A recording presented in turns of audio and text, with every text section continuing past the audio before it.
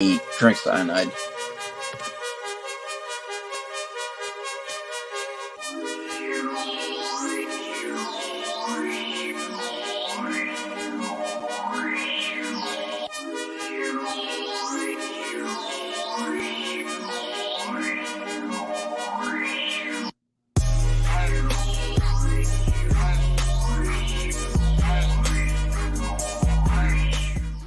Why? Why? Like, why are you here?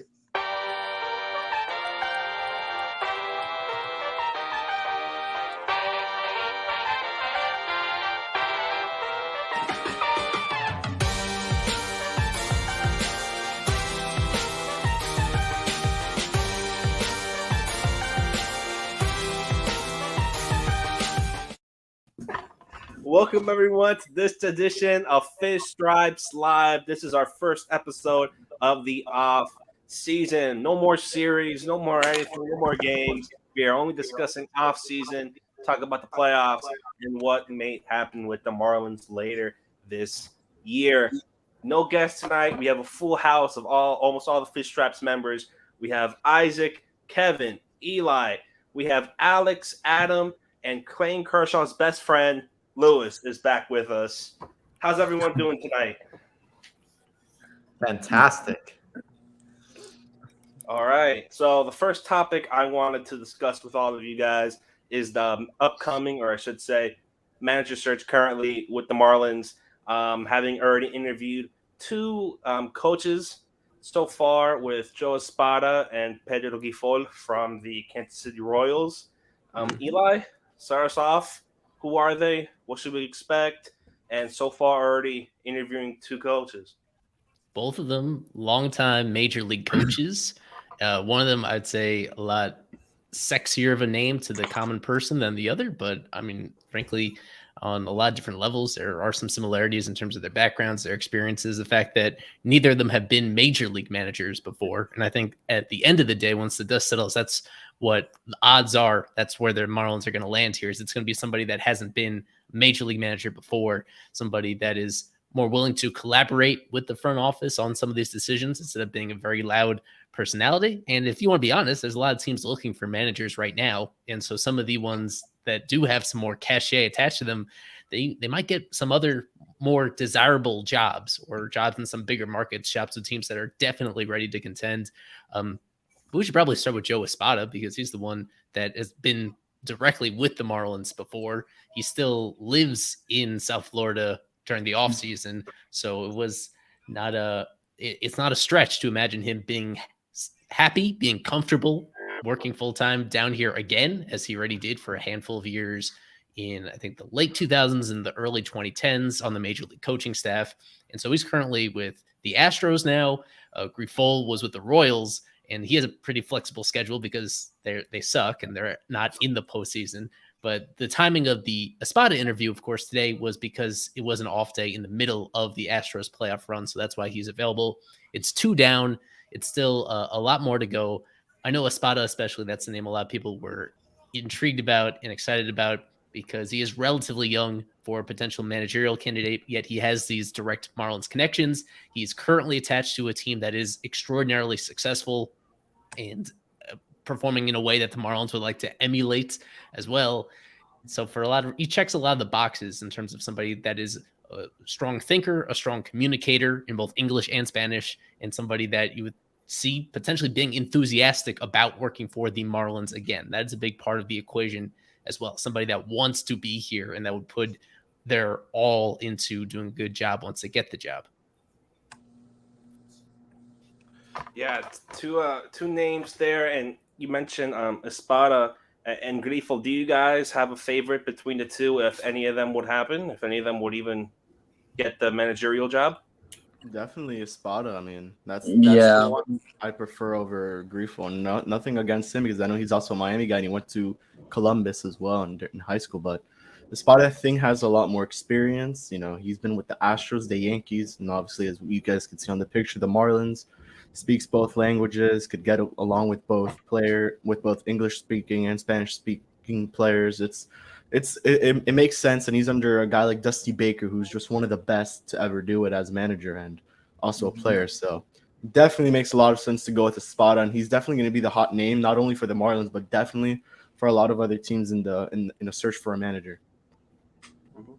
Yeah, I think too, like coming from like sustained success, like I think every team he's been on since on the coaching staff since 2015 has finished with a winning record. So, maybe I'm sure he's caught up on a lot of things, like a lot of the info. He's probably privy to all the analytics. I mean, I'm not sure how involved he is with that and on the Astro side of things, but coming from the Yankees, he was also, I believe he was considered the finalist before Chris Woodward and Aaron Boone for that Yankees job in 2018. So there's that. I mean, if you almost get picked up by one of the arguably the most historic organization in the history of Major League Baseball, that says something. And then Espada also, obviously, like Eli said, lives down here, knows the organization. He was on the coaching staff the last time the Marlins had a winning season, if I believe, or at least even just 180 games, which was 2010. So again, like knows the organization.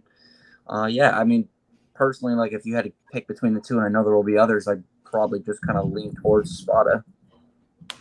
Just to call it out really quickly on it, because I know Espada is like the sexier name. Everybody here knows him. That's Marlins fans know him.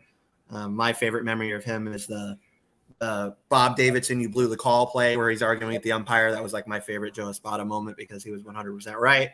But yeah, that was kind of like just sticks out of my mind when I think about Joe Espada with the Marlins. I think about that.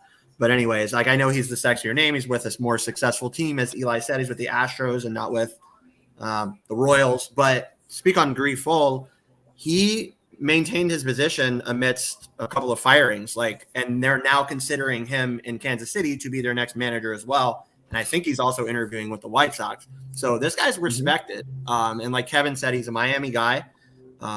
It's not a name to just shrug off and say, oh yeah, because we're interviewing Espada, we shouldn't forget about this guy. We should forget about this guy because I think he's also fit. He's a little bit older than Joe Espada. I think Espada's like 48. This guy's in his early 50s.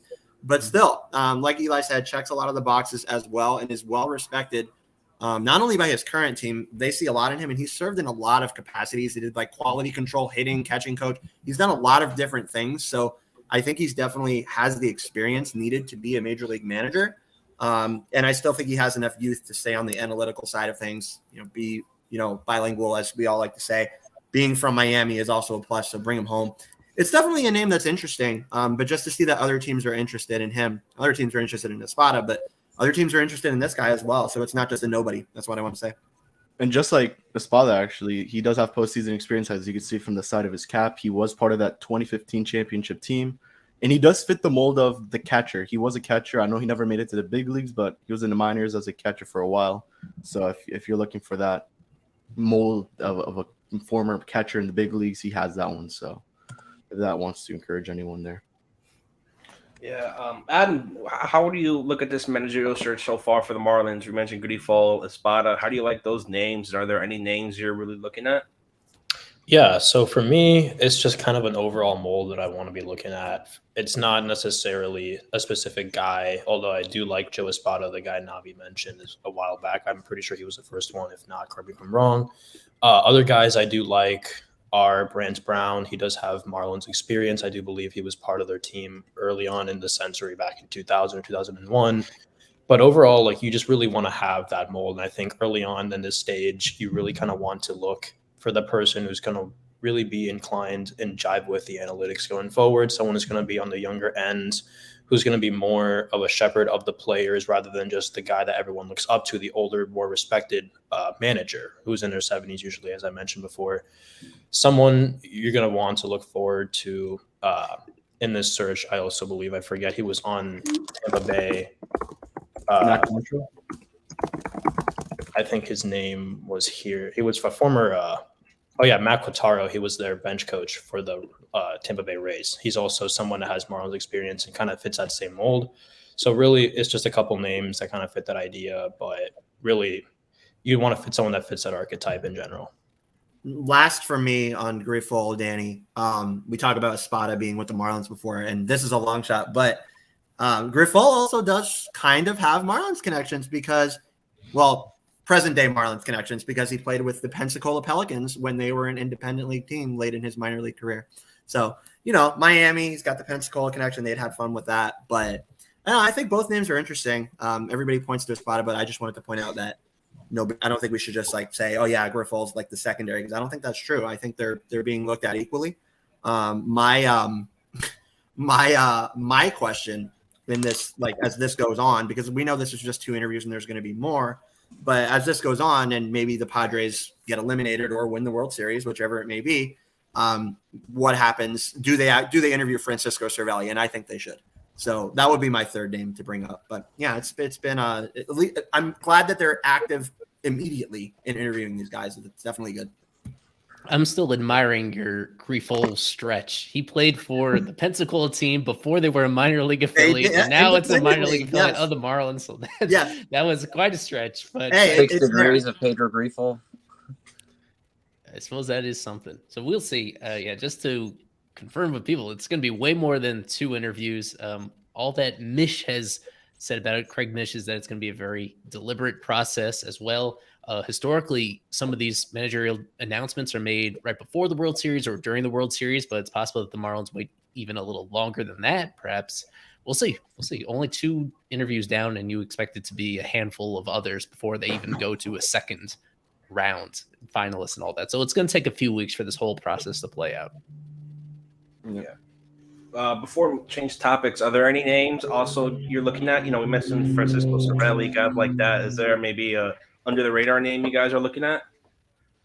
Well, Danilo brings up Carlos Beltran, who was a hot candidate before being directly implicated in the Astros sign stealing scandals. For people that aren't aware, he's been working kind of in like a part-time role for the Yankees broadcast network this year. He's done some analyst job in games. He's done some studio work.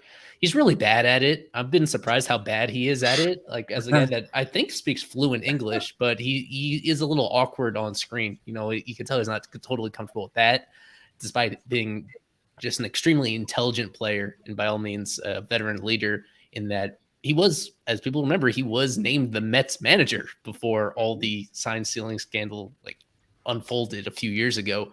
So he is somebody that you would expect at some point in his future to, once he gets far enough away from all that stink, to be a candidate once again. I don't know if he's far away from that right now to be considered for that. So that's someone that brought up. I mean, the one that wasn't mentioned in Mish's article that I still hope will be involved in the process in some way is Eduardo Perez, who the broadcaster with ESPN and with Sirius XM. He's been doing that a long time. I just love people in that particular role. You just come into contact with everybody from around baseball. And I think that's important to just get perspectives from so many different decision makers. He's in a position where he's interviewing executives from other teams for their show, talking to them behind the scenes, off the record as well. And when you're in that position, I just think you get connected to so many smart people, and there's a natural exchange of ideas that prepares you really well for this kind of job when you get it. He checks a lot of the boxes that Espada and Grifol also check as well, including having connections with the Marlins, having coached for the Marlins before. So we haven't heard anything on him yet. He's been in the mix for these jobs in the past, in the previous few years. So I hope before the dust settles on this that he at least gets an interview. And I think the last name to mention, and I know this one's probably more of a long shot just due to the fact he's managing Team USA, is Mark DeRosa. I know he almost got it in 2015 when Donnie was up. I heard they were just blown away by him. And if he blows them away this time again and he has a lot of success with Team USA, he could definitely be maybe one of the top candidates for that job in Miami. And he definitely has the age. He knows the game, how it works today. He's on MLB Network. He knows everything. And he would seem like a good candidate for this job that he almost got a couple years back. Yeah, and you mentioned MLB Network. There was a certain Marlins player who was on MLB Network a few days ago, Mr. Jazz Chisholm Jr. Did you guys get a chance to look at that? Because I remember I saw the video of him coming up, and the suit he was wearing, as Isaac would say, mint. No, I saw the YouTube video on the Fish Stripes channel, which I recommend everyone subscribe to. But I was not able to watch a single minute of it. But I heard great things. I think he's back tonight for that Padres-Dodgers game. So I recommend you guys tune in. I'll be tuning in. But last night I would be doing you guys a disservice if I commented on it. But it sounds like he did a great job. It was super late because it was after this game that started at 9:30. I did not stay up to watch the whole thing live, but thankfully I was able to go back and see a good chunk of it, a few segments that they had, including this one where he was Look at that commenting on smooth. some other defensive plays. Yeah, he went with this. I don't even know what shade is that. An Olive green? green. Yeah, it's a really dark green that he went with on here. So they had a few different segments, including a bunting demonstration that he did with Harold Reynolds as well. So he's there today as well here on Wednesday. He's going to be there on Thursday, I think, and that might be it. So I think 3 days in not too far from me in New Jersey, in their studios over there, doing this analysis. And what just sticks out is he is one of the youngest guys I think has done this. Usually it's a veteran player who's been around or something, but he's 24 years old. So you look at the other networks. I think one of the other networks has Walker Bueller on, so he's on the younger side, but not quite the For same Fox. as Jazz. Yeah. And I saw another one, the name escapes me, but Jazz Bing, this just speaks to like how quickly he has become a big name in this sport and how recognizable he is. That's a reason why they're bringing him on, is because they think it will bring more viewers in. And I think they're right about that. He's done. I think he's already a better broadcaster than Carlos Beltran is, having watched both of them this year. So that's there's still. I'm curious to see more the rest of tonight and tomorrow to see the different stuff that he's weighing in on, trying to be, even though he is somebody that doesn't shy away from speaking honestly. Of course, he needs to be cognizant of the fact that when commenting on players that he's in the league with, he doesn't want to say anything too inflammatory about those players. So I'm curious about where that line is for him in terms of being direct about how he feels, but also, looking out for the relationships that he has with these players. Yeah, I think it speaks to like just something else Jazz can do. Like everybody knows, well, especially Marlins fans know about what he does on the field. But this guy's an entertainer. He's an entertainer on the field, and apparently he can entertain in a studio, which is really cool and just another facet for him as a person, another talent that he has. So it's cool. Like you said, as a younger guy in the league, he had not a great ending to the season, obviously with the injury and everything that happened in spring training, which we won't go into, but just for him to be able to do something else, that is not just playing on the baseball field. You can go in, talk about baseball, talk respectfully, like Eli just said about other players, respect other players, build relationships, stuff like that, especially relationships with the media and relationships with other players and other teams. That's awesome. And it's a good opportunity for him. So again, I'm like Isaac and Eli. I didn't watch a ton yesterday. I'll probably look at a little bit tonight as the game goes on, but this is definitely a cool opportunity for a player making his way and making his name in baseball. This is definitely cool. Yeah. Now, with Jazz Chisholm there, let me ask you guys: are there any other Marlins player that you think would be as a good student analyst, or maybe someone you would like to see in that role? I mean, the obvious answer is like Miguel Rojas, just because I think you together like the idea of someone who's a leader and someone who has to kind of like see everything on the field the way that he kind of does. I think he's maybe like a no-brainer answer. Maybe Jacob Stallings, because you get back to that catcher thing. It's just catchers kind of have to be aware of everything. And again, he, mans that position. So you could say that. Personally, I think the players that get less shine, the superstars beyond maybe Jazz, excluding him, and maybe like CC Sabathia, because I think he's also very good on MLB Network too. When they do those like in-game broadcasts with like him sitting in the studio with like Chris Young and all those guys.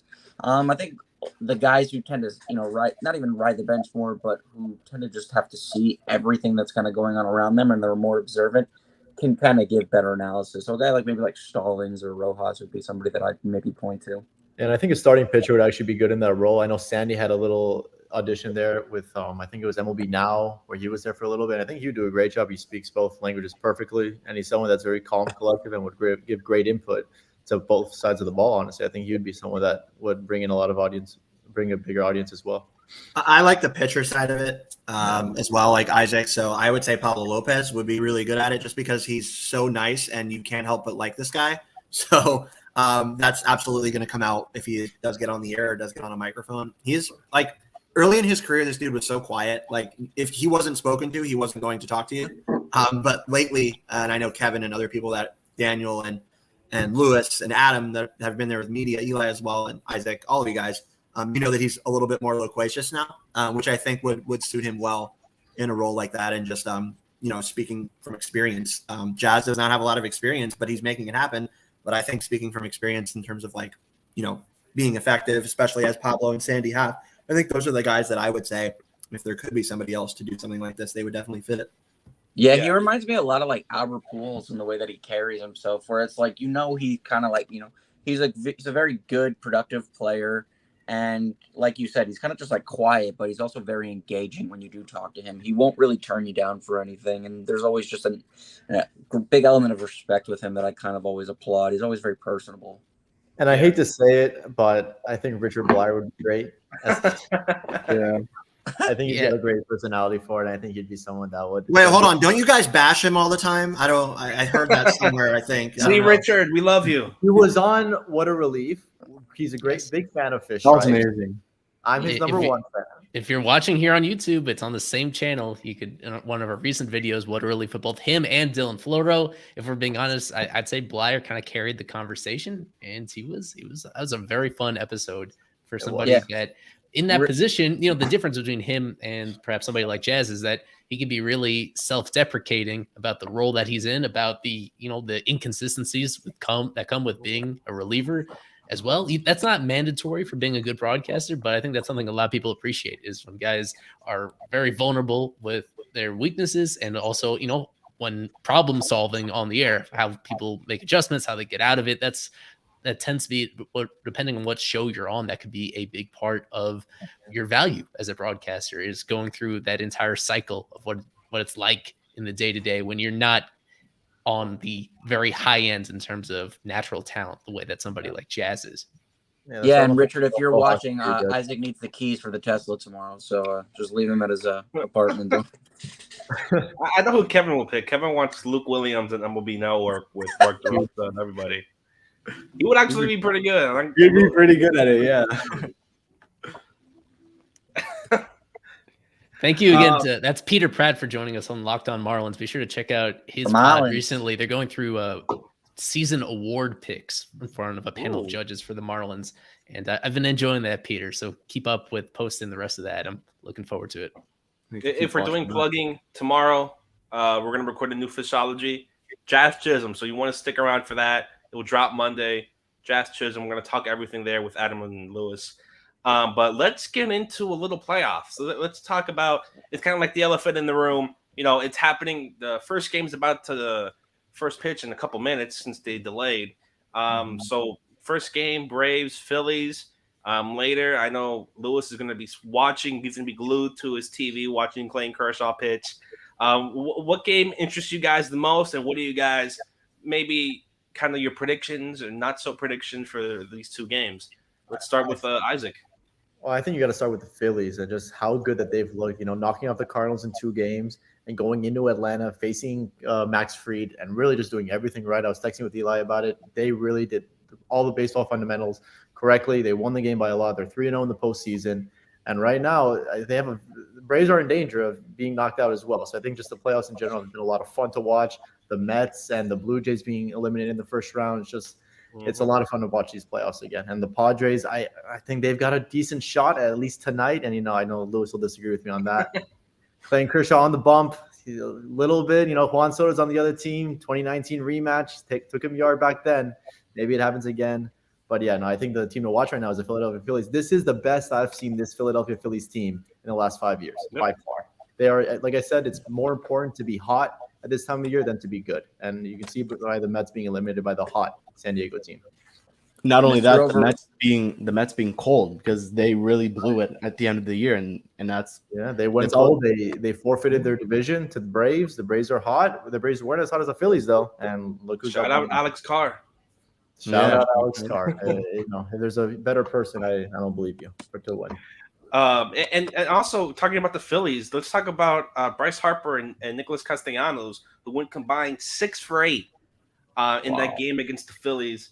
And just what do you guys see from especially those two players?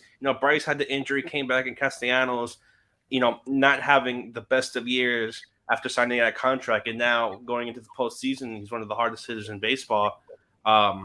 Let's go with Adam. Adam, what do you see from Castellanos and Harper, especially in that series, and maybe what we can expect looking forward? Yeah, I mean, for Nick Castellanos and for Bryce Harper, I mean, there's a reason why both of them have received 9-figure contracts, and there's a reason why Bryce Harper is a former National League MVP twice in a row, or twice in his career. It's been somewhat of a tougher year, I do believe, for Nick Castellanos. Hasn't been kind of like the same kind of output. He's been very, very difficult. But the fact that he's turned it on here in the postseason has been great. At some point he was actually going to come on and start playing well. And Bryce Harper, like I mentioned before, a former 2-time MVP, it's only a matter of time. He's been playing kind of well all year as long as he's been on the field.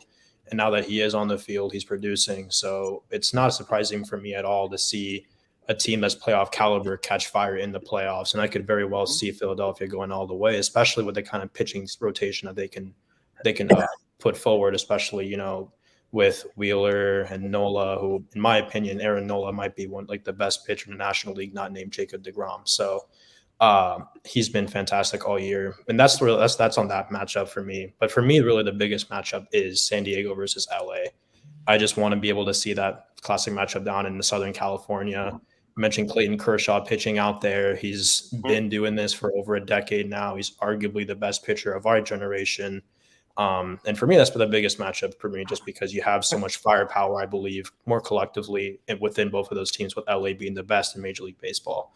So I guess if I had to pick, I do believe that Philadelphia will continue to close out the Atlanta Braves, and I do believe that LA will likely win the series as well, and they'll play against each other in NLCS. Yeah, Hey, just to build off Adam. Go ahead, Alex. No, you're good, Lewis. Go ahead. No, I was just gonna say, breaking news: Bryce Harper, he's pretty good. I don't think I think we can stop with these stupid, overrated comments that fans still resort to now. He's done nothing but post a 150 adjusted OPS plus as a Philly. I mean, he's got a 1483 OPS in 3 games in the postseason this year. I know that's a really small sample size, but what Isaac said, you got to get hot at the right time, and he's doing exactly that. I mean, the guy's had the year of adversity. He hurts his UCL in April, plays 10 games in the outfield, continues to play as a DH, breaks his, I believe it was his wrist or his thumb, comes back, hits again, and now he's in the postseason, and he's just continuing to hit. So, yeah, amazing player. I mean, you talk about just the Phillies, just their pitching, just the top 2. They may honestly have the best top 2 right now in baseball as far as teams in the postseason go, in Wheeler and Nola. I mean, Wheeler, one of the most, for all the things that we can make fun of the Phillies about for their inability to catch the ball on defense, they really do know how to get the most out of free agent contracts. It seems like Harper, Castellanos doing well in the postseason despite a rough year. And then the 3 years that they've gotten from Zach Wheeler have been nothing short of terrific. I mean, again, Nola's been terrific on his contract, as team friendly as that's been, 200 innings every year for that guy. They are very scary when it comes to dethroning Atlanta right now. But at the end of the day, it really wouldn't surprise me. I mean, they remind me a lot of the 2003 Marlins, 2019 Nationals. They may not be the best team, but right now you just don't want to play them. Yeah, and you talk about Philadelphia's pitching, you also have to get into that bullpen. That's one of the bullpens that during the regular season we spoke of not being that good, and they've entered the postseason and they're able to hold off the Cardinals, and now they held off the Braves for a game. And although the Braves bullpen is probably maybe one of the best in the league, maybe top 5 in the league or top 3, this Phillies bullpen has been able to hold it off, and if they could keep this going with at least 6 or 7 innings from each starting pitcher, or at least Nolan and Wheeler, they should be able to be in a prime position to beat Atlanta, and especially if they take this game tonight, which is about to start in a couple of minutes. A couple notes about the Phillies bullpen, man. It is pretty wild to look at. So first of all, who's missing from their bullpen in this series is David Robertson, because he hurt his calf celebrating a Bryce Harper home run in the previous round. So he's the most experienced guy, the most established guy, extremely successful career. He was having a good year this year, and now he's not eligible for this series, and who knows beyond that. Brad Hands is still hanging around, coming off a really bad year. You were wondering about whether he would just be in a steep decline from this point. It looked like he lost his stuff last year. This year he's been pretty good. Hasn't fully regained his stuff, but he's been effective, and he's kind of in the middle relief occasionally in some set up high leverage situations, but for his role he's been good. The guy closing out games for them has been Zach Eflin recently, a guy who was always a starter and a very all right starter. He had some nice moments as a starter, but now there's no room for him in the postseason rotation. because he'd been hurt a lot of the year. They didn't stretch him out coming back from an injury. So now he's a reliever, and that seems to be working pretty well. Sir Anthony Dominguez was kind of off the map for several years because of injuries. And so now he's back, and he's probably the one you think has the highest ceiling among all the relievers when he's on that day. And I just want to shout out one more, Andrew Bellotti, who was on the Marlins last year. We thought nothing of him. He looked terrible in the couple outings he did pitch for the Marlins last year. They cut him in the middle of the year. We didn't think anything about it. He spent most of the year at AAA, and now he's been in their major league bullpen for most of the year, and he's good enough to get some important outs in the postseason. So shout out to him, who for most of his career was just a quad A player might be generous. He just was a nobody, just hanging around in the high minors, and now he is having a pretty stable role in the success that they're having. And keeping it on the playoffs, I think this was a tweet from Isaac about all the Marlins all former Marlins that were in the postseason. It's crazy how many guys have let go and are putting up meaningful, they're in a meaningful position on a postseason team. So, Harold, Marte, half the Blue Jays bullpen. Jorge Alfaro. Can we talk about Jorge Alfaro? I did leave out Alfaro because he didn't get to play, just so he hasn't got to play yet because Austin has been playing amazing. But you look at the Cardinals, Corey Dickerson on the Rays, Harold Ramirez on the Guardians, Josh Naylor on the Mariners. Is there one on the Mariners? Maybe not, but there's just Guardians. all around. David Phelps with Toronto. Toronto. You just got a lot all over the postseason bracket. You have former Marlins playing, pretty meaningful roles on these teams. So it's just interesting to see. I wanted to ask these game twos really quickly for me, Danny. These game twos in 5-game series are pretty much, well, not all the time, but they usually are series deciders. It's pretty hard to come back from down 2-0 and win 3 straight, right? So both these teams tonight, these teams that lost the first games being San Diego and Atlanta, they're definitely going to come out, with something to prove. And I think that I agree with Adam. I mean, I agree with everything you guys said about the Phillies. I think Isaac said it, probably the best I've seen them in many years. That team just got hot at the right time, like the Braves did last year, got hot at the right time. And, they go all the way. So I think I see that possibility in the Phillies. Do a lot of things right for sure. But I really like the San Diego and LA series. I think it's definitely going to be very, very entertaining. Like you talk about Kershaw, which I know Lewis loves on the Dodgers side, but then you talk about Yu Darvish, who has experience as well in the postseason. 2017, he was in Game 7. 2020, he actually lost to the Marlins when he was on the Cubs, so we can mention that. But man, his game here this year in the playoffs was very good. I think got the win in that game as well. So this guy's good. And their pitching doesn't quit. You go to their bullpen, they had an above average bullpen ERA this year, I think 3.8.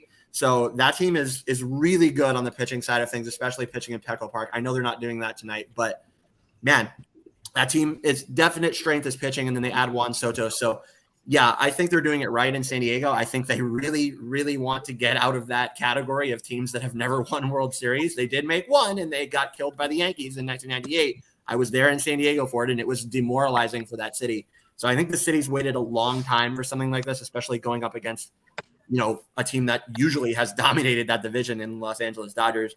I think they got something to prove. So I think this is going to be an overall really fun game.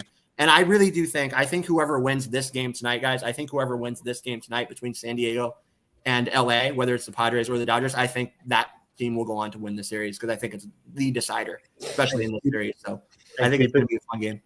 And remember, guys, Fernando Tatis Jr. could have been playing. He was healthy. He made it back. And I think him and Chris Sale are riding motorbikes somewhere, so they can imagine how different this series looks with Fernando Tatis Jr. leading off. And one more question. I don't know why if anyone gave me the answer. Why would they bat Bryce Harper cleanup? He's obviously their best hitter by far. You want to give him the most at-bats possible, and you maybe even lead him off. But hit him fourth behind struggling Hoskins and Real Muto seemed a little bit iffy on Rob Thompson's part. But maybe Alex Carr can text me later. If it ain't broken, don't fix it. Well, no, exactly. Harper, I think we kind of glossed over it. He really was not hitting that well when he originally came back from his injury. You look at from, late August and most of September, he was, by his standards, it was a slump. By most people's standards, it was all right. I don't know if that was a part of it. And Kyle Schwarber just has had a really fascinating year where he hit by far the most home runs out of anybody not named Aaron Judge. but he didn't do much else otherwise. And it was a weird balance where he did walk a lot, but I think his on base skills kind of disappointed. So I don't know to assess his year, where I think all things considered, it was fine. And I think the Marlins would have been better off paying him instead of Avi Garcia. Yet it was a really extreme season from him in terms of hitting from more power than anybody could have expected, but also doing a little bit less in the other areas than expected. And he's been their leadoff guy. So I don't know if that's the best choice. They've just had him there all year, and they've been winning a lot of games with that. So that has kind of had the effect on everybody else in the lineup, that for whatever reason, they've been content with him in that spot and moves everybody else a little further down than you would expect. Yeah, Schwarber's defensively challenged, to put it respectfully. And yeah, 200 strikeouts and still hitting 46 home runs. It's a strange 2-win season if you ask me. But I mean, if at the end of the day, 2 wins is 2 wins that you wouldn't have had with another player. So productive nonetheless, and obviously a reason why they are where they are. So with one of the golden rules of lineup construction is that you want ideally your best hitter hitting first or second, just because you want to guarantee that you have a base runner on either on first or second or wherever he gets there, instead of him just saying, okay, well, we're going to rely on someone to get on base first, then to drive him in instead of hitting fourth, right? That's why you see guys now, the best hitters hitting first or second, like Judge is hitting leadoff for the Yankees, which is like the best place. So that's probably like one of the reasons, but it is kind of curious to see why Harper is hitting fourth. I guess it's probably just because he hasn't been hitting super well, like Eli mentioned, since he came back from the injury. But even then, like, I think you should be riding with, who is your best hitter. Maybe you could go with the hot hand or whoever is hitting second right now, but it is curious to see why it's not Harper. And that might be the reason why then.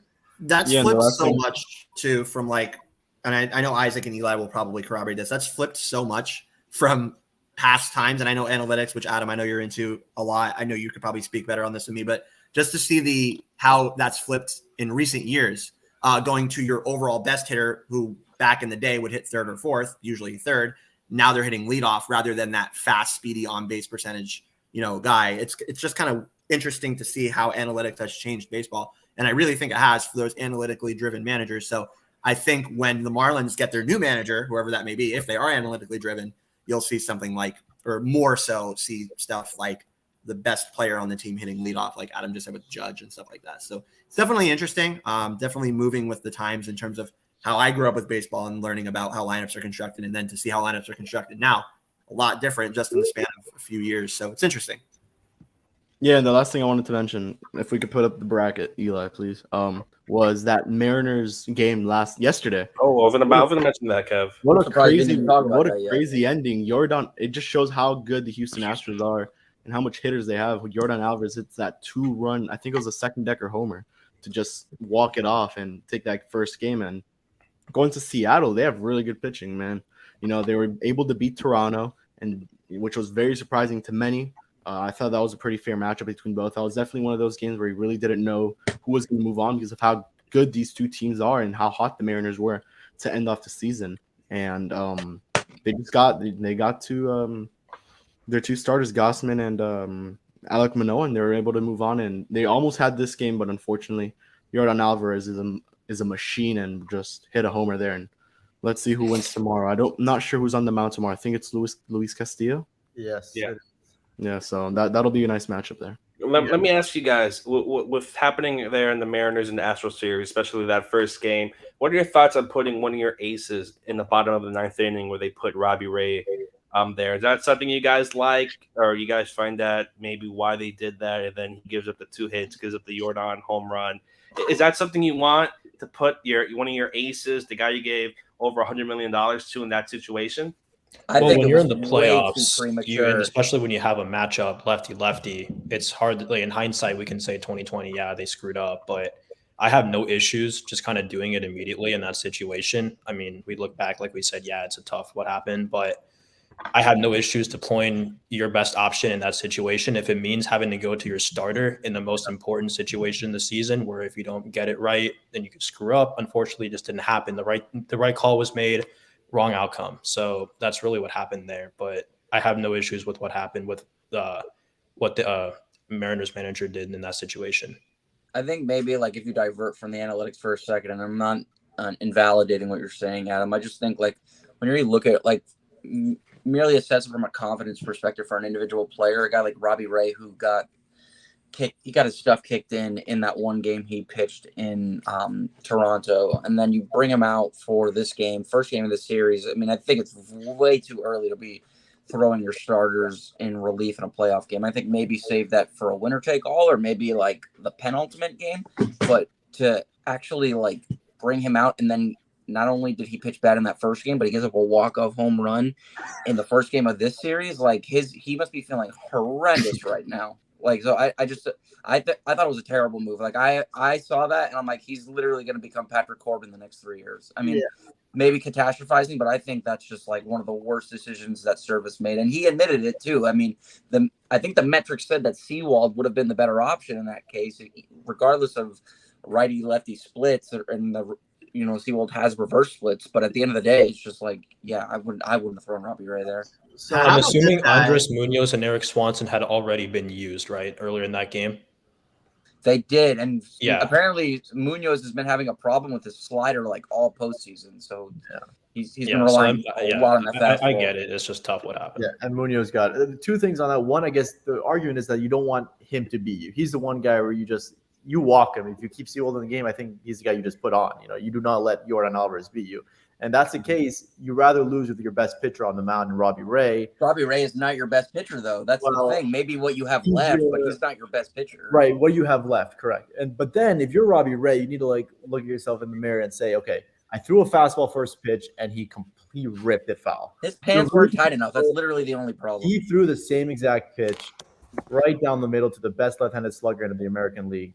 That's going to happen. So I think it was just not a horrible move. I can justify that move for sure, like Adam said, but it was like almost a no-win situation with that batter coming up. Whoever he threw up there, you put Pedro Martinez on the mound, Yordan Alvarez is going to win that game. It seemed like it was just a tough one to swallow. Talk about demoralizing. That has to be the most demoralizing loss in Mariners history almost. You're 1 out away from going to game 2 with Luis Castillo on the mound against the number 1 seed Houston Astros. I could not think of a worse way to lose a ball game, especially in the playoffs when you haven't been there in a long time, like the Mariners haven't. So I think it's kind of paying it back. I mean, they came back in game 2 against the Blue Jays, right? Time, so this is like payback in a way. Right. I was gonna say, like, talk about how good the playoffs have been. You have the Cinderella team doing what they did at the Blue Jays and having the favorite team right back to them by the best team in the American League. Yeah, it's awesome to be back. To flip this really quickly, and I agree, you can't let Yordan beat you, but where would you all put Yordan Alvarez in terms of best hitters in baseball? Because he's got to be up there. I think like if you're going on a year-by-year basis, given that Soto, while he was still a 5-win player in a season where he hit 242 but still led the majors in walks, I would think, because Soto does have a propensity to roll over on pitches a lot, the best way to get Soto, I think, is to get him inside. He does roll over on a lot of breaking balls, but if you're going merely hitter, Yordan Alvarez probably is the best hitter in baseball right now. And underrated, nobody ever talks about this. I know he's primarily a DH, but he's played a lot more left field this year. And he actually, the metrics thought he was pretty good in left field. I know early in his career, there was a lot of concern about him as an outfielder because of like a shoulder issue that he had earlier in his career that they felt was going to get worse with age. But, in the 100 or so games that he's played in the outfield over the 3 or so years he's played, he's been pretty good. He hasn't been horrible. I know it's yesterday he saved a run at home plate. Yeah. He had a beautiful assist on that throw. And I would say right now, and because he's cut down on the strikeouts, like he's always been a guy who's walked a lot. I believe he OPS like 160, or OPS plus 160 as a rookie. So it's just like 187 OPS plus this year. It would be him, Alex. He probably is the best hitter in the majors right now, given Soto had a bad year. But again, Mike Trout, Soto, Bryce Harper, those guys are still in the conversation. Freddie Freeman too, just because he's just got such a diverse set of skills as a hitter. It's a very multifaceted conversation, but Alvarez, I think, does everything slightly better at the current time than any of those guys.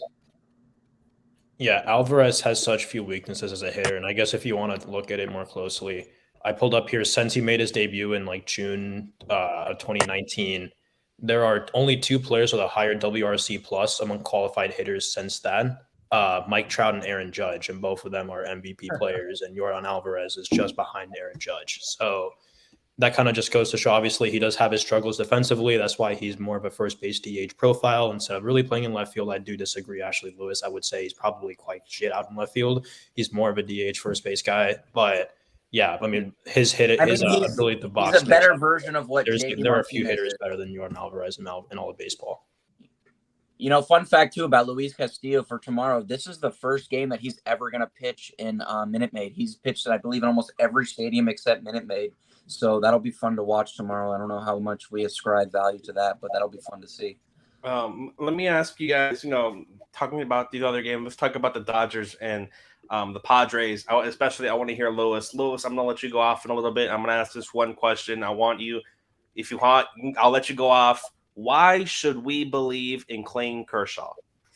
Look, the days are gone where you're going to see him going 8 and 9 innings, just because obviously they've kind of had to monitor him since about 2016 when that back injury reared its head a second time. But at the end of the day, the Dodgers bullpen, though it did kind of get tested a lot. I mean, we saw Evan Phillips, who was lights out. I believe they showed a graphic, had like a .39 ERA from like the All-Star break to the end of the season. He got in a jam in that 6th inning, but they got out of it. And nope, Eli, I hate you. But at the end of the day, Kershaw has had good postseason outings against the Padres. I mean, just as recently as 2020, and that was with Fernando Tatis in the lineup, and that was with Tommy Pham in the lineup. So it's a different look. And I just think, like, if you're merely assessing the two pitchers that you have going tonight, and Darvish had a great year as a 5-win pitcher, he really cut down on his walks, adjusting to not having the 98 that he frequently had in the past. What he has that Darvish doesn't have as well is just the elite command. I mean, we look at it. He threw 126 innings this year. He had like 137 strikeouts. He had like 23 walks. Kershaw is the epitome of what it means to be a great pitcher. I don't know if you guys read the Athletic piece. I know Eli did because I believe I asked this in the chat recently. And guys just kind of talked about how he's just able to change eye levels with the way that he can kind of implement the fastball, the curveball, the slider. He's done it at 91 the way that most guys can't do it at 98. I mean, as great as Scherzer is, Scherzer struggles in the postseason too. We saw that the other day. He's been homer prone of late. Kershaw cut down on his homers this year. When you look at a Padres team, as well balanced as they are offensively, I think he's had enough success against them to kind of just mitigate whatever it is that they may be able to do in the series. And I think tonight, I don't think it'll be a problem for him, especially pitching at home.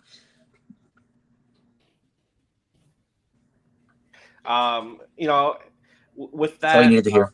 I think we can also go maybe that last game, the Guards and the Yankees. What you guys saw from that series, from that first game yesterday, with Garrett Cole going up against Cal Quantrill.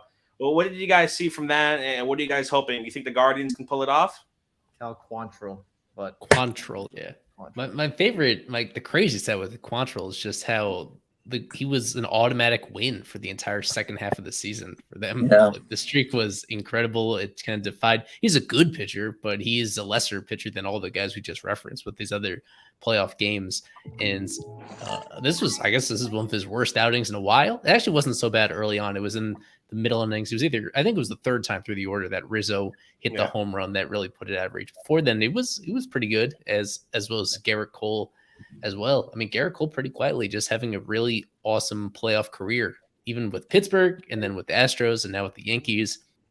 He's been pretty good for them. Somebody mentioned before that I think it was Navi that we forgot to mention Stanton as a former Marlin that's in the playoffs. And I mean, it wasn't that long ago that was it in 2020 in the postseason that he was awesome, like 6 home runs. Yeah, like his playoff numbers historically have been pretty terrific, but it went under the radar. Quietly, I kind of spared him from a lot of criticism for what his late portion of his season was this year. He was so bad for the last quarter of the year after coming back from an injury. With him, after getting off to a pretty good start early on, like this was the worst offensive season of his career pretty easily, even during this era. The fact that he just wasn't getting on base, that he was sometimes hitting home runs, but not doing nearly enough to make up for that in other facets of the game. Like this could be the beginning of a pretty clear decline for him. But in the meantime, the Yankees don't have a super deep lineup. They're still relying on him. He's still batting cleanup for them every single night. So if they are going to get over the hump, win this series as they're expected to, likely have to upset the Astros, then Stanton's going to have a pretty big role in all of that. Yeah, and you mentioned let me give you some of the stats. Here's something a little surprising. May was the only month where Giancarlo Stanton hit over 180. In June, Wow. July, August, and September, he hit 176, 156, 130, and 174. Yeah, Right. he hit 165 in 30 games after he came back from injury.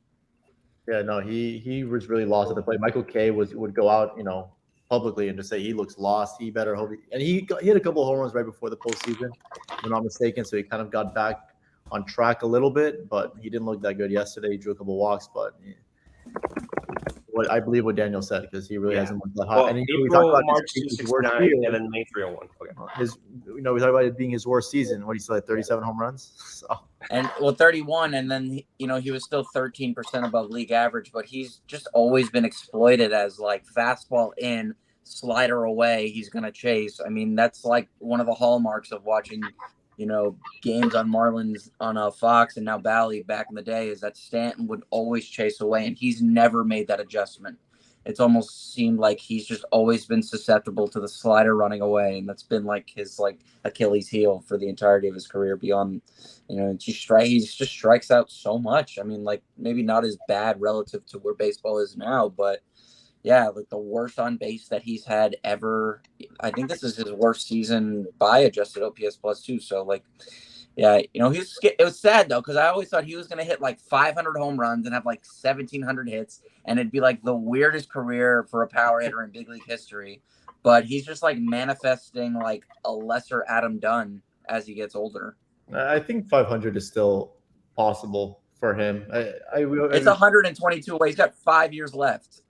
It would just examining that Hall of Fame case is going to be so weird, because he's probably going to, if he does play long enough, he's about 900 strikeouts short of Reggie Jackson's 2,508, I think is. I was thinking the same thing about the strikeout record, where he's going to continue playing a lot. He's had some injuries, but he's going to have chances to really compile. He's not going to break any home run records, but he has a shot at the strikeout record if he does stick around long enough. I think Stanton could get to 500, which is like pretty good. I just don't think by that time it'll be enough to make him a Hall of Famer, because everyone's going to be hitting 500. Just to call out Cleveland really quick. As Marlins fans, we should all appreciate the Cleveland Guardians. It's the youngest team in baseball.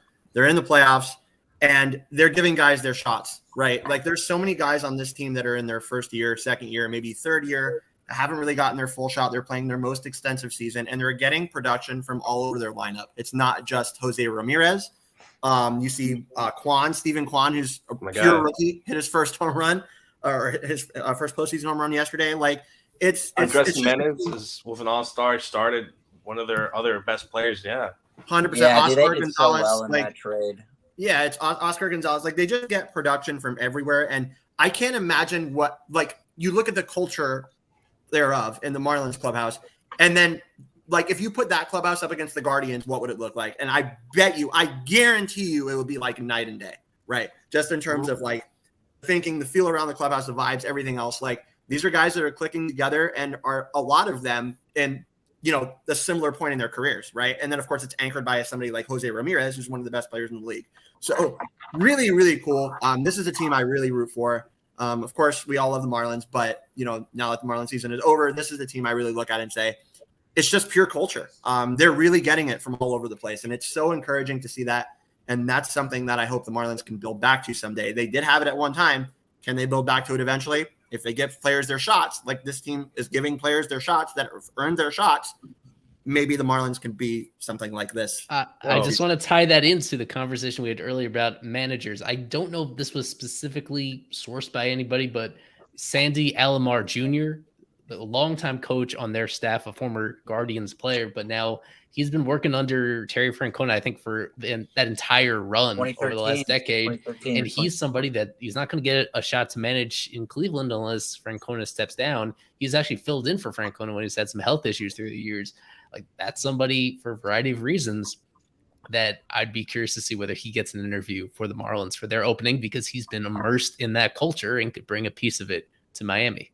I wanted to ask you guys, as far as people who have been in the clubhouse this year and in past years, how would you assess the clubhouse culture, at least the camaraderie that players have with each other? Because personally, I don't want to throw, and I'm not going to throw anybody under the bus. I think that locker room is generally devoid of any kind of almost like non-familial kinship, like where people just genuinely seem to bond. And I don't know, again, and I'm not going to come out and say that like clubhouse culture is the ultimate thing that a team needs to kind of fester a winning culture, but it feels like a mortuary sometimes when I'm in there. Like, it just feels like it's devoid of any just synergy between almost anybody in there. I just see players playing cards. Some guys don't even interact with each other. How would you guys assess it for those that have been at the stadium regularly this year and in years past? I think the first thing we can say is that winning cures all. So I think if this team was winning ball games, it would be a completely different story. Sure, absolutely. I know exactly what you mean. It does seem like, I hate to use this word, but it's like a divided clubhouse almost. Like, you have one demographic there and you have the others here. They don't, mingle the way that, I did in a clubhouse, or, some other that I see some other teams mingle in this. I was in the Padres clubhouse when they were at Lone Depot. Just seems different. Obviously, one team is winning, the other one's waiting for 100 losses. But it does seem, and the thing about it, without an unspoken leader, that's something that I feel like Sandy Alcantara sort of lacked. The one thing he's lacked is sort of really becoming that clubhouse leader. He just sort of sits there and does his thing, and hey, kudos to him. He's the best pitcher on the planet right now. But, it's a shame that it's had to go to Miguel Rojas to be that leader, because I think Sandy Alcantara is a very intelligent guy that would do a great job. That he would speak up a little bit more. I think it's time for him to start becoming that aforementioned leader. And he said he's wanted to do that. I mean, he said that at the outset of last season that he wanted to be like a role model to other players to look towards. And maybe from a work ethic perspective, sure. But I don't, again, like you're saying, I don't know how that translates to, because again, you're right. Like when I see him, he's either watching video on the iPad and is by his locker, or he's just sitting there kind of keeping to himself. And you know what? Like, there's something kind of beautiful about just watching a great player kind of be and exist. But yeah, you kind of wish that maybe he'd be a little bit more vocal, and he's definitely not that. Yeah, and it's not like he has a lack of a work. He has the best work ethic. Him and Pablo, absolutely. I would say they've got the best work ethic on the entire roster. Miguel Rojas is out there early. Jazz was out there early a couple of times, but you want to hear it a little bit more from those two. I think the starting rotation completely looks up to Edward, Luzardo, Pablo. They all look up to Sandy 100%. Well, you'd like to see maybe some yelling when things aren't going so well. Yeah, Isaac, what you said is true. Winning cures all. Like, if you're winning games, obviously the mood's going to be better. The vibe's going to be better, right? But that's got to start somewhere, right? And it starts in the clubhouse. For me, it really does. I'm not going to say like Lewis. I agree with Lewis. It's not the end-all, be-all that the clubhouse all has to get along and everybody has to love each other. You hope for that. And, of course, that's the camaraderie you hope for. But it doesn't always have to happen, between everybody in the clubhouse. And we get that. But what I'm saying is, when you're looking at a team that are in similar situations, as the Marlins are in a lot of the same situations as the Guardians were this year or are this year, you just look at that and say, like, why couldn't the clubhouse culture here be the same as it likely is there? Because there it seems pretty damn good. And here, from everything that you guys are saying and everything that we've seen, it's divided, to use Isaac's adjective. So, yeah, it's just if we are going to follow that blueprint, as Eli said, and I think it is a good blueprint. Everybody points to the Rays, and yes, that's another good one as well, to build from within. I get it. But I think this Guardians team is exactly what the Marlins should be going after, being controllable pieces, guys getting their shots, like I said, cheap, not breaking the bank. Like, that's what the Marlins have to be if they're going to be successful. So if you want to look at a blueprint for Miami, you look to Cleveland. Yeah. You mentioned Jose Ramirez. I wanted to ask you guys really quick. Stanton and Ramirez seemingly have the same WAR. Ramirez 40 WAR, Stanton 44 WAR. You think Ramirez has a better shot at reaching Hall of Fame potential more than Stanton? Yeah, absolutely. Because crazy. when you look at the diversity of skill set, it's obvious. Stanton, while he's kind of been relegated to a DH role, and I know the Yankees have kind of been very conservative with using him in the outfield because they understand the financial commitment they have to him, so they want to keep him healthy. And he is essentially, while he is a very good defender when he is out there at times, or at least he was while he was in Miami, he is there for his bat. You're not paying him as much to steal bases the way that Ramirez can, You're not paying him to play great defense the way that Ramirez can, the way you are just paying him to hit home runs and kind of just be like this guy who doesn't use his legs but can barrel the ball 117 miles an hour into the right field stands on like a line. Like, that's pretty much why Stanton's there. And I think he's very singular in his ability to hit the ball as hard as he does, although Judge does it. But when you look at just accruing value and WAR being a holistic stat that accounts for everything, regardless of which WAR you're looking at, Ramirez is obviously the guy with the better chance because he just does so much more well. Or maybe, baseball is a game where you're trying to avoid zero, or maybe you're just trying to be as further away from it as possible, whether that's a pitcher giving up runs, and avoiding giving up runs, striking guys out, a myriad of things that you can account for and just having success and limiting your failures. Ramirez fails a lot less than Stanton does because of the more that he does well. It's diversity of skill set at the end of the day. Yeah, if you were to create a short list of 10 active players who are most likely to get into the Hall of Fame or at least be elected at some point down the line, Jose Ramirez would absolutely be included on that list. Yeah. I think lower on that list, but yeah, when you talk about, and then you factor in age as well, I believe he's just now turned 30, so he's got plenty of time, especially as the third baseman with his size. He is streaky at times, though. I know that he did have a down year a couple of years ago, but even then he hit great near the end of the season. But I believe he had an injury at one point that had kind of forced him to fall in MVP voting. But he's like a consistent 5 to 7 win player. Stanton can't necessarily attest to that because of injuries. And just, again, like when he is on the field, there are things that are kind of like devoid in his game, and Ramirez kind of just doesn't have that. I just want to say a 3-year age difference between Stanton and Ramirez. Ramirez just turned 30 now. There's so much left to go in his career. And even though the Guardians are paying him a lot of money, like it's a great value for the type of player that he is. It's the Altuve thing. It's the Altuve thing where it's just like you basically justified this contract before we gave it to you. So we're paying you for yesterday, but yet you're still going to go out and be stupid good. He's got a 148 adjusted OPS plus since 2020. Like, I understand that, like, in this grand scheme of like the season that Judge has had, the year that Harper had last year, that maybe looks pedestrian, but that's still like elite. That's like Joe DiMaggio for 3 years translated into 2022 with a better skill set and just an all around playing, not to say that center field's on a premium position, it is, but like he's playing third base, playing the hot corner in Cleveland. He's the superstar on that team beyond Shane Bieber. He's just, he's very close to a complete player.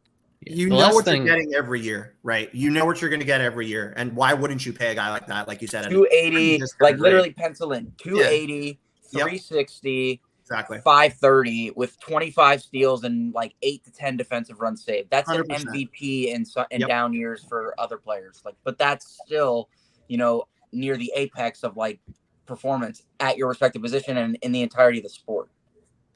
The last thing that amazes me about the Guardians is what they do with their bullpen, and that's the difference that the Marlins are missing. We rave about their pitching development, what they do with starting pitchers that make it to the majors. But for whatever reason with the Guardians, their guys, their relievers, they like absolutely thrive it and crush in high leverage situations.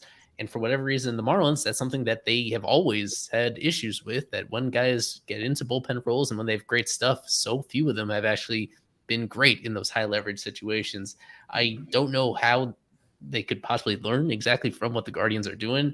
That's the reason why the Guardians are here, is because their bullpen is arguably the best in baseball, not just in terms of pure stuff, but guys actually getting the job done in those spots. That's something I'm really jealous about. Yeah. Eli, do we know the total number of the Marlins payroll? It's about the same as the Guardians. Both of them are in like the $80 million range. If the Marlins actually might be spending a tick more than them. They're in the same area. And historically, these teams basically never win the whole thing. But they can, as we see with the Rays and the Guardians, like they can make the playoffs on a very consistent basis if you do everything very fine and very carefully. It just shows that the Marlins are really far behind those other organizations when it comes to a lot of the things happening underneath the surface in terms of developing, in terms of helping guys make adjustments once they reach the big leagues, and in terms of like actually using analytics to get the best out of their players. So it's money always helps the situation. It just shows that you can have really successful, consistent organization even without spending any more than the Marlins already are on their team. Yeah, and third Ramirez, third lowest in baseball, Danny. The only two teams lower were Baltimore and Oakland for payroll that they spent in 2022. The Marlins are 26th on that list, and the Rays are just spending a little bit more than the Marlins at 25th. So you see that you don't have to only spend money to be successful in Major League Baseball, but you got to build it the right way. And those two teams, Cleveland and the Rays, we pointed to the Rays for a while, but I think Cleveland is even better. I think they do it just as good, if not better, than Tampa Bay. So it's definitely.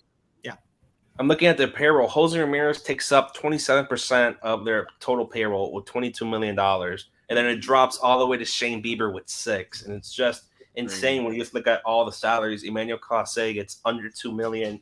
Yeah, and he's maybe the best reliever in baseball right now. I mean, like, he doesn't miss as many Tristan bats. McKenzie, $700K. Yeah, I mean, these are all just team control guys. So they just happen to have a lot of guys like Karinchak are going to get more expensive soon, though. And Karinchak was lost after the sticky stuff last year, but he came back in a big way this year. There's a couple of other guys on that team that just like in that bullpen. I mean, Brian Shaw got out of the postseason roster. He's not really good anymore, but they just have other guys that just get the job done. Yeah, just looking at Miles Straw's another guy came from the Astros. But he hasn't hit. And he hasn't hit really home runs, but they put him there on the lineup, and it's just really looking at this, just incredible, just to look at everyone going. Austin, I think they're pretty limited offensively, but they do everything right, just like sort of the Phillies. They don't strike out. They don't strike out. They steal bases. They hit and run. They bunt. They do everything right. And hey, they play 1980s baseball in the 2020s. That's pretty much what it is. And they do it. And when the Marlins were trying to bunt all those times when they were struggling to score runs, that's what they were doing. They were doing what the Cardinals did in the 80s, and with very limited success. But Cleveland's doing it with great pitching, and they're doing it with great defense, and they're doing it with timely hitting. I mean, another guy, Sam Hentges, another reliever, Trevor Stephen. Like, you can just they have like a full bullpen of guys who just are very productive and they get things done. But yeah, they go about it differently, and I don't know how sustainable that is, given that they just power wins in the postseason, and we know that. But at the end of the day, you would like to see them barrel up some more balls. It was nice to see. Bieber was excellent in his game one start against Tampa, and McKenzie was great too. Quantrill is a more underrated pitcher than I think people give him credit for. He got a 120 ERA plus in the last 3 years. I mean, the guy is productive. His dad was a pitcher, so he maybe learned a little bit from him. Stephen Kwan, man, just unheralded. The guy is like so fun to watch. Yeah, he would be Rookie of the Year if Julio wasn't. And he had more value. He was a 6-win player. Wow. I mean, very good. Yeah, they're just a fun team. Yeah, I think. But before we go, does anyone have any predictions for the World Series that they want to change their World Series prediction? Maybe we could do something like that. If not, I have to change mine because I had the Rays winning it all, and that very well. Go with the Guardians. Go with the Guardians. Did you really think the Rays could win, or was that? No, I didn't. No. The sleeper that I did have seriously was the Phillies. It's a good sleeper. I don't know about them going all the way. I can't say that. I think do you think the Braves win the series, Eli? I mean, Wheeler's already put up about 3 scoreless today, so I know it's early. Right is just as dominant. For people watching us instead of the game, you're not missing anything in the game. It's just 0-0-0 back and forth. Right. That's why I told Isaac to take the under. I did, and I took it. Good. I did. I added it. I had some extra, so I put $30 on the under 7.5, and I was down to 5. So good job, Mr. Eli. I think the Dodgers and the Astros are so likely going to make the World Series, and I my pick was for the Yankees. I meant, not the Astros. I mean, and in 6 games, LA wins. I think that would honestly, like, when you talk about baseball kind of just stepping on its own rake and kind of hitting itself in the face.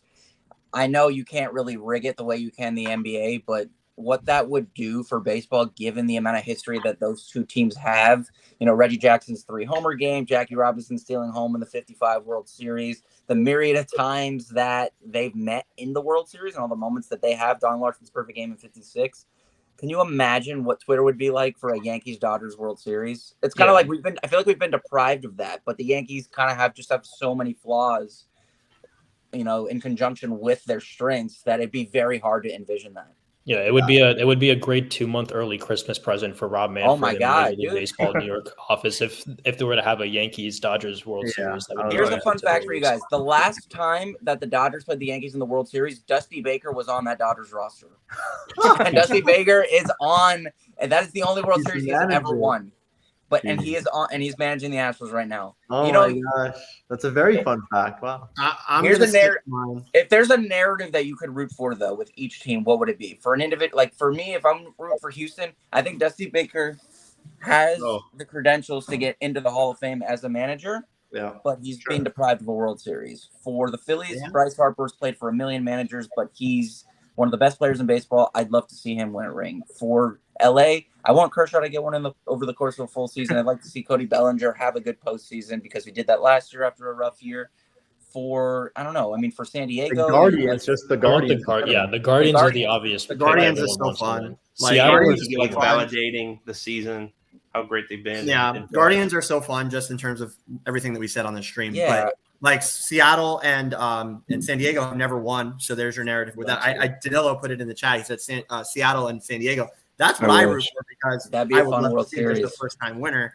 You know, with Ken Griffey Jr. and Randy Johnson, Seattle somehow never won a World Series. Edgar Martinez, you know, A-Rod, Alex Rodriguez. Yeah, A-Rod, exactly. So, I'm still going to stick to mine though, guys. I said Yankees and San Diego.